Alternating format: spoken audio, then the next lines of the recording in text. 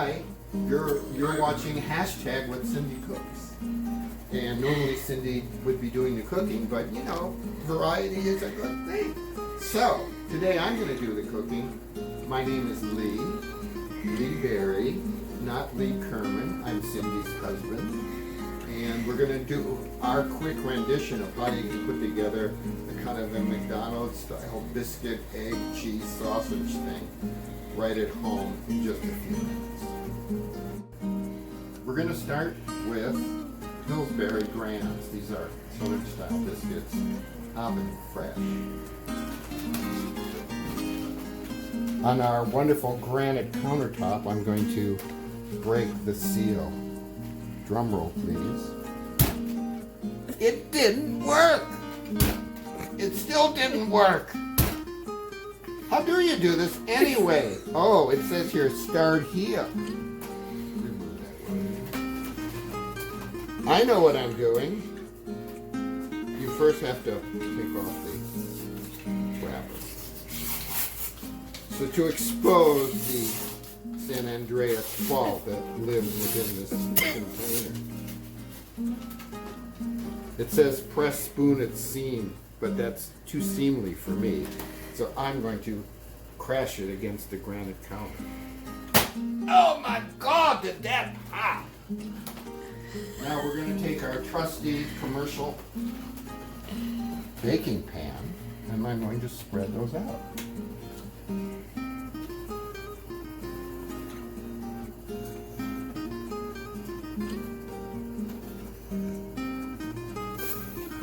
Spatial relations was certainly one of my favorite subjects in school.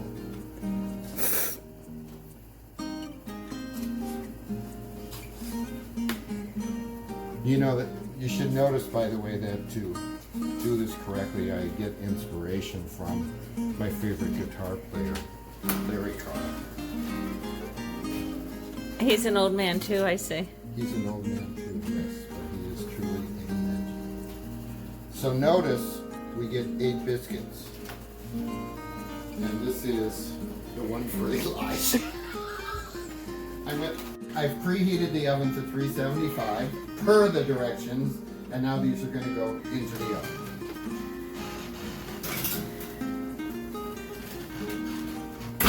Big bang. The thing I'm going to do is I'm going to prepare some sausage. Now, in sync with what people are doing at home, we have some leftovers here. This is some breakfast sausage that we made yesterday and had with eggs. Today I'm going to make use of them. Notice they're just small little sausages. I like to call them the Donald Trumps, although I think he would like to call them the little Marios. What I'm going to do now is I'm just going to dice them into smaller pieces. Okay, so now I'm just finishing up slicing the sausage links into small pieces, which we will then use. So Lee, wouldn't you normally use patties for that? Normally, yes, we would have used patties and life would have been simpler. However, since this is what we had, and we are trying to make sure we use all of our refrigerator leftovers and our pantry goods as much as we can, this is what we're using. It's called a workaround. The next step is I'm going to prepare poach some eggs. We're going to use poached eggs for this. Medium poach, not real soft, because in my memory banks, that's what McDonald's does. They use a poached egg that's fairly hard. Now, in order to poach the eggs, the first thing I did is this will be tricky, so be careful. You pour water into the large saute pan, and you turn the gas on to high. And when the water is boiling, you're ready to go. Now we're simply going to microwave the sausage pieces just to heat them up for the sandwich. And I dropped them on randomly onto this plate with a little paper towel to absorb some of the grease. And you see that just because we're trying so hard to be happy during this period that, they just happen. They just turn into a happy face. So anyway, I'm just going to spread these out. This is not going to take very long. And I'm going to just pile them on. There's really no hard way or wrong way to do this. We're just going to stick them in the microwave for about 45 seconds so they don't start to re-cook and get too hard and dry.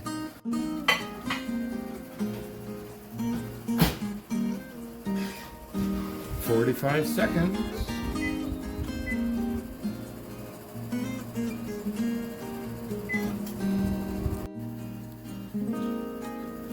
Well, the timer went off. Looks like the biscuits are all ready to go, so I'm going to pop them out of the oven.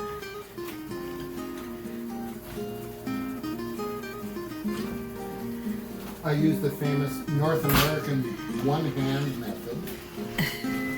We just put a towel on to protect against heat, and we put the baking tray right on a little trivet there. Well, the water's almost coming to a boil. And those of you out there who, have gone to your local dispensary to bide your time during this period, you can just stand here like this and you can go, wow, look at those bubbles get bigger and bigger. Out. Now, I fully admit I'm not a professional chef, so therefore I have not perfected the one-hand egg cracking method. So I want it to be nice and clean and to make sure I don't break the yolk for the poached egg. So I'm going to use a knife to crack the shell. And that was really bad. But let's see if I can get a poached egg out of this. I would have done another. There we go. Wow. And there we're going to start. Now we will do this with the other 3 eggs. You don't have to turn the water or anything? Now I'm going to gather the egg as well, just to make it. Sure you are. Sure I am. Just to let it come together a little bit more. It'll be fine. Don't worry.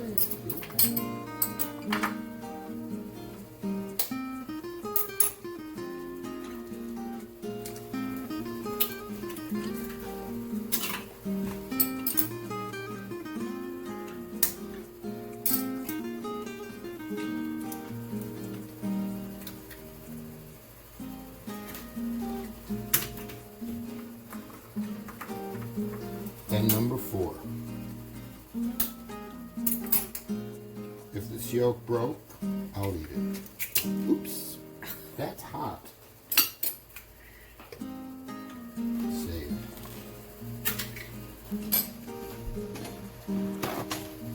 Now I have not put any salt in the water or anything. This is just plain water just to get a nice solid egg. What I'm going to do now is just cover the pan so that it will cook a little more evenly. Now remember, in this particular dish we're going to wait till the white of the egg covers the yolk and it becomes more or less translucent, and we want to make sure we get to a kind of a medium soft yolk, not a soft yolk. Okay. We're about halfway done with the poaching, and I've turned the heat down a little bit just so it doesn't start to boil over. And you'll see that the egg white has congealed, and it looks a little funky here, but it'll taste fine, and we'll gather it all as we take the eggs out of the pan. Now we've put 2 biscuits on there, we've sliced them. Now I'm going to turn them over so we can get the egg on the biscuit. I'm going to put a large spoon with holes in it so we can drain the water. And notice the egg has a kind of a translucent top. Now I'm going to just simply place it on top of the biscuit, like so. A little bit of a slide there. And number 2, let it drain. Let it drain well. Let it drain well, she says. Okay. There. Alright. This, if I'm lucky, I can kind of coax back to a good position. And if you're not, I'm going to have to adjust this there like that. there you go. Now we're going to put on, I've taken some sliced cheese. No, this isn't your finest grade cheese. I just see your hand, by the way, when you do it like that. Your finest grade cheese. Better. Whatever your favorite cheese is. Could be cheddar slices, could be Colby, American if you like that, doesn't matter. I think if you wanted to duplicate McDonald's, you'd probably want to go with American. But but that's only if you want to duplicate what they do. Okay, like that. And the final step will be to put on the sausage and cover it and let it rock and roll. And if the cheese doesn't melt, we can all 45 seconds in the microwave, and we have some nice steaming little.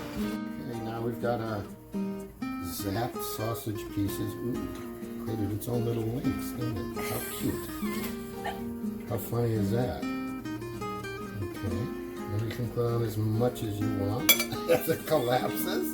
See, it's gonna collapse. Why did you put it on the other side? Let's put it on the other side, see if I can do a better job here. I meant the other part of the bun. Oh no, because it'll be easier to cover it with an empty one.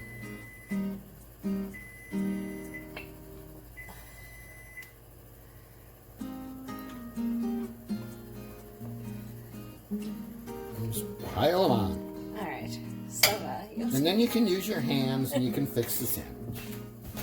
I'm just going to do a little sprinkle of salt and pepper on each one.